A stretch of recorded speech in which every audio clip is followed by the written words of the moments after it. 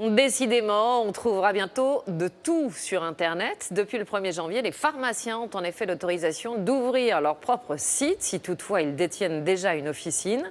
Pour le grand public, c'est plus simple, on peut passer commande à distance. Mais attention, l'offre est limitée pour le moment à 455 produits délivrés sans ordonnance. Florence Griffon, Jean-François Moignet. Ce pharmacien est en train de devenir célèbre parmi ses confrères. Voici son officine bien réelle située à Caen, dans le Calvados. Et voici son prolongement sur Internet.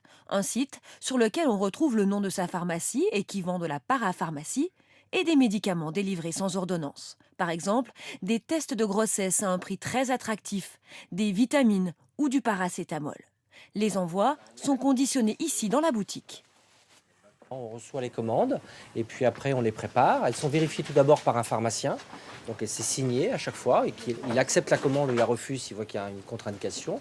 Et puis après elles sont préparées par les préparatrices. Lui vend des médicaments sans ordonnance sur Internet depuis le mois de novembre. Un décret l'autorise officiellement depuis le 1er janvier. Du coup, une trentaine de confrères ont porté plainte contre lui.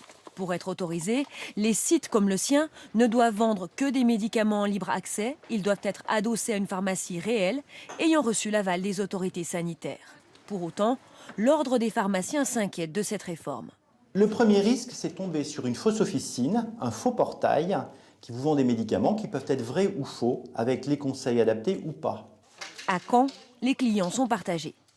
Je pense que c'est sérieux et il n'y a pas de risque, non, à ma connaissance. Voilà. Je suis assez méfiant de ce système Internet. Je préfère avoir l'interlocuteur en face de moi. Pour le moment, les sites des pharmacies ne peuvent vendre que 455 médicaments. La liste des établissements autorisés sera prochainement rendue publique sur Internet.